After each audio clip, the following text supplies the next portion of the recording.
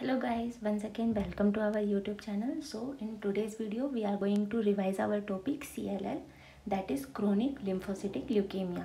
So before starting this topic we should know about the leukemia's few points, that is which leukemia is most common in adult and which leukemia is most common in children and which leukemia is mostly associated with Down syndrome and in which leukemia translocation occurs.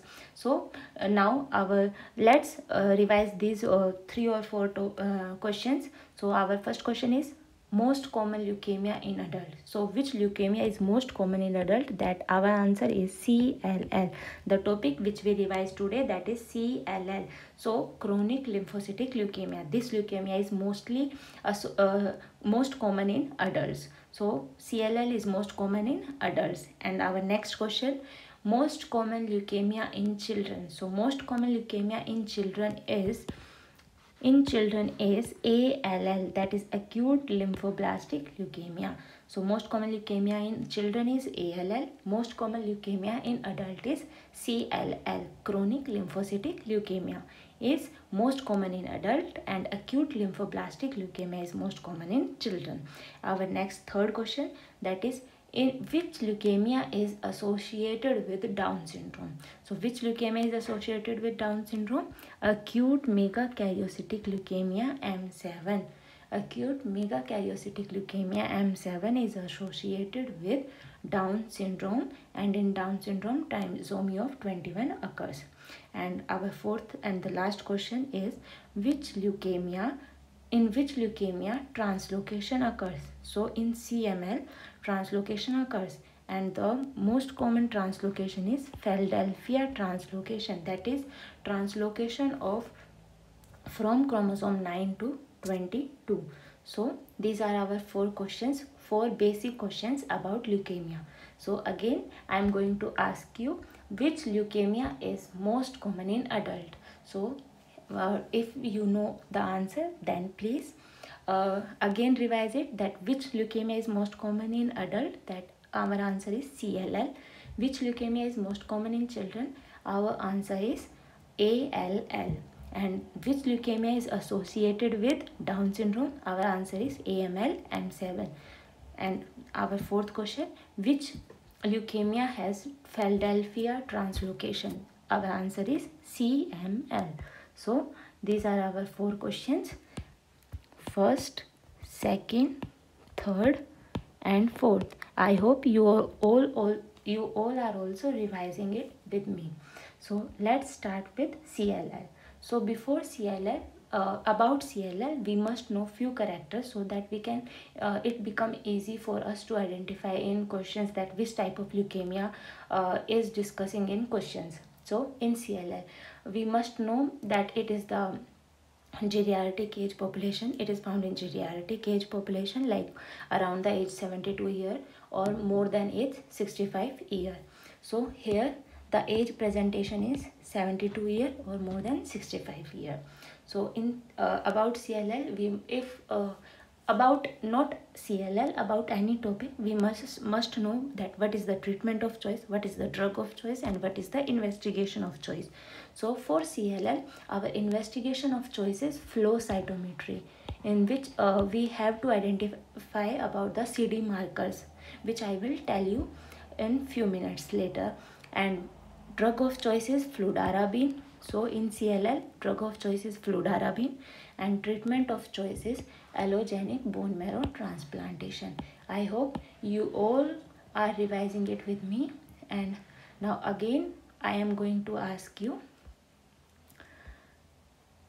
what is the most common age involved in CLL?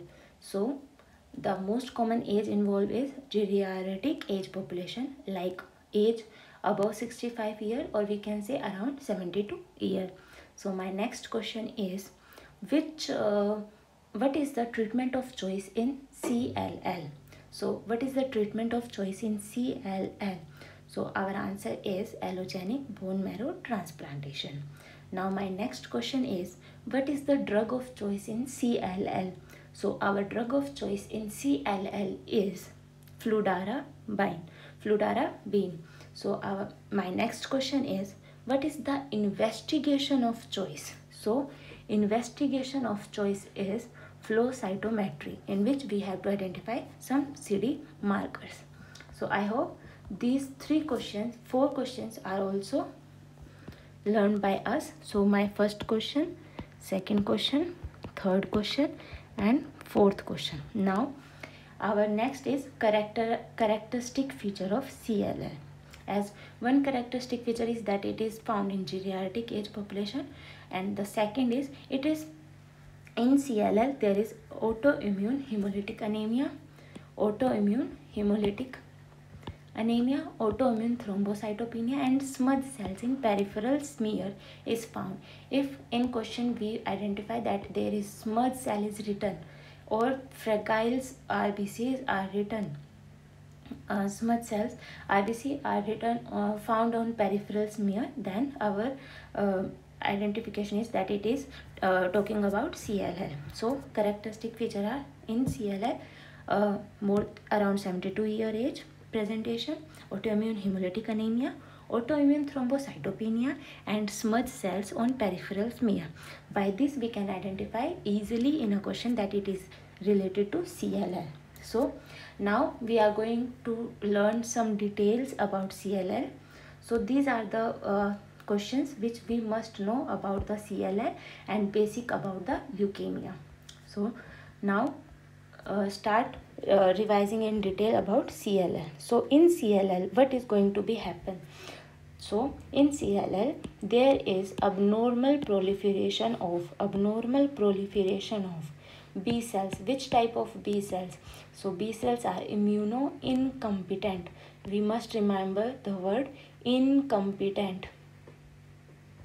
So there is abnormal proliferation of immuno-incompetent B cells in which zone? Mantle zone of the lymph node. In which zone? Mantle zone of the lymph node.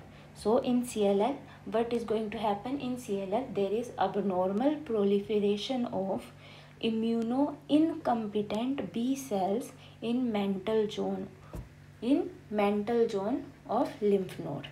Okay, so what now my next question is, what are the causes of CLL?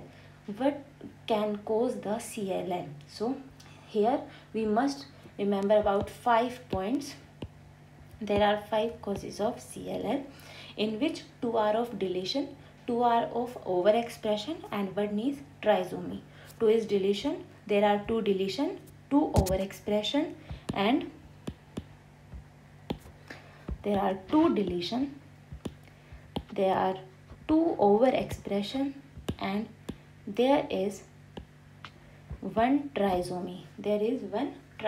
So here we must remember this deletion or trisomy, that which chromosomes include in deletion or trisomy. Or so in deletion there is deletion of 13q deletion. So it is the most common deletion in CML. Most common deletion in CML is deletion 13q. Our next deletion is deletion on short arm of chromosome 17, and short arm means P.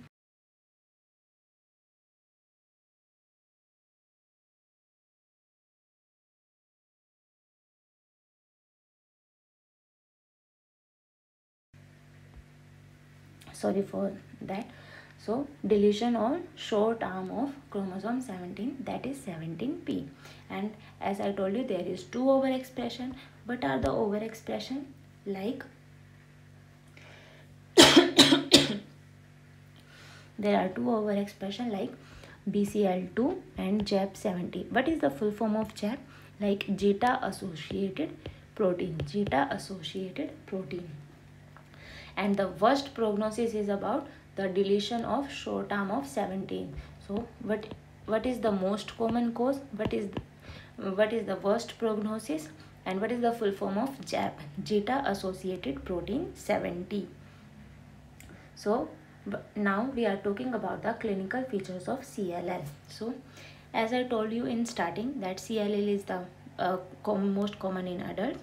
So it involves median age presentation around 72 years and it include like lymph nodes. So there is progressive lymphadenopathy plus night sweat. When we somewhere we read these two words, that there is cervical lymphadenopathy and night sweat, there is something which must come in our mind, that is TB. So these are also features of TB. So this is the differential diagnosis from the TB, that here also cervical lymphadenopathy and night sweats presentation, but it include geriatric age population, and it in this infections also occur, like the person have again and again pneumonia, recurrent pneumonia, or there is herpes labialis. In herpes labialis there is around the lip painful boil structure are formed in herpes labialis and herpes zoster. And antibodies also against against our own RBC and platelets. If antibodies are against platelets, then it occur autoimmune thrombocytopenia, and if antibodies against RBC, then autoimmune hemolytic anemia. If there is decreased amount, if autoimmune thrombocytopenia occur, means there is decreased amount of platelets. If platelets decrease, then in our body petechiae, purpura, epistaxis occur, and if bone marrow involved, then there is hepatosplenomegaly also. So these are the clinical features. What are the clinical features? There is clinical features are median age presentation 72 years. The patient have infections like recurrent pneumonia, herpes labialis, herpes zoster, or there is self antibodies against the platelets and RBC. The person may have petechiae, purpura, epistaxis, and hepatosplenomegaly. Here I want to tell you that massive splenomegaly is the characteristic finding of massive also found in 3 diseases, but I just want to tell you that massive splenomegaly is most commonly in CML, most common in CML. In which leukemia massive splenomegaly is found? In CML. And here hepatosplenomegaly also present. And our next is workup. What we do if we suspect CLL in a patient? So workup, we measure we check TLC count. There is increased amount of total TLC count, and in TLC what we found, B cell lymphocytosis is more than 5000 per microliter over 3 months. So continuously for 3 months B cell lymphocytosis increase more than 5000 per microliter. And in peripheral smear, as I told you that it is the characteristic feature, smudge cells are found. These are immunocompetent B cells which break down by presence of glass slide. When we put a glass slide on it, then there is a breakdown of the RBC. So on slide we see smudge cells. Now what is the investigation of choice? So investigation of choice is flow cytometry. As I told you earlier, in characteristic feature, investigation of choice is flow cytometry. In flow cytometry we have to measure some CD markers, we have to identify. So in this B cell marker plus T cell marker both are present in CLL. So what are the markers? Like CD19, 20, 21, 23, CD5. So these are the markers for CLL. And if I do some changes, like if there is absence of CD23 and I add FMC7,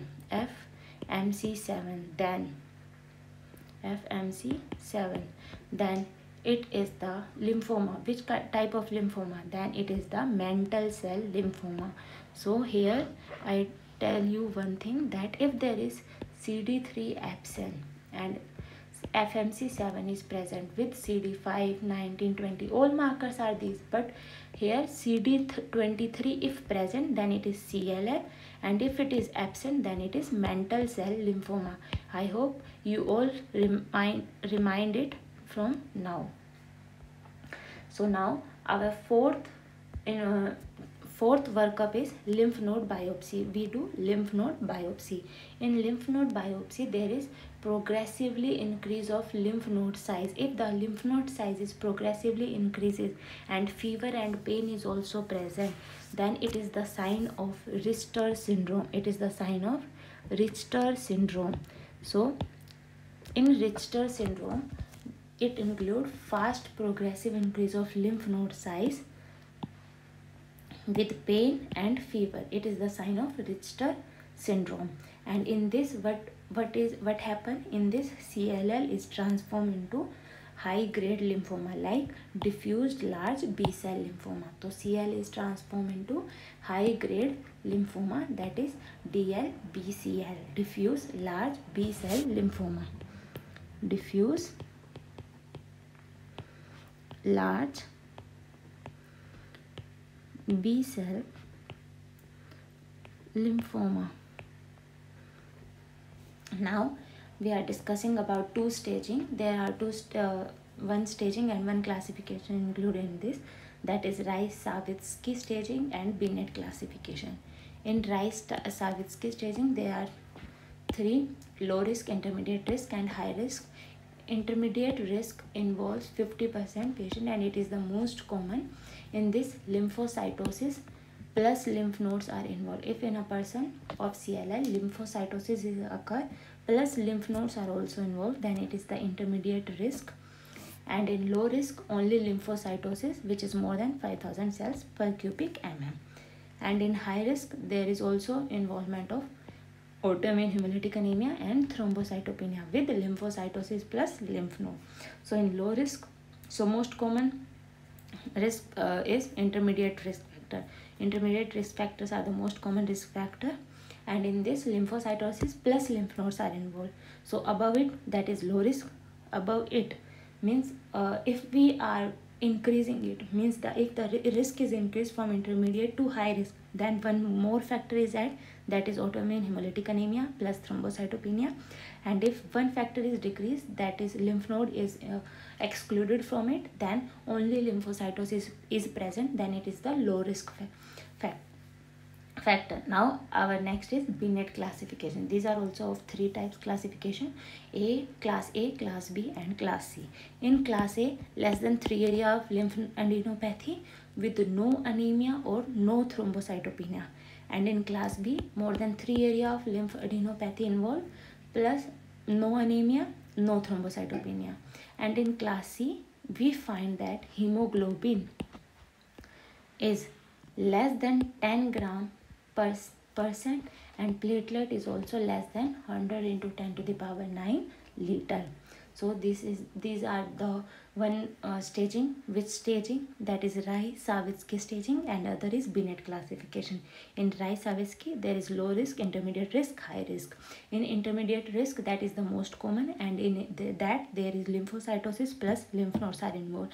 Above it, that is high risk factor. We also involve autoimmune hemolytic anemia plus thrombocytopenia, means that is lymphocytosis plus lymphadenopathy plus autoimmune hemolytic anemia, thrombocytopenia. And if we go about like in low risk factor, there is lymphocytosis, that is more than 5000 cells per cubic mm. In Binet classification, there are also three classes: Class A, B, C. In Class A, less than 3 area of lymph node. In Class B, more than 3 area of lymph node with no anemia, no thrombocytopenia.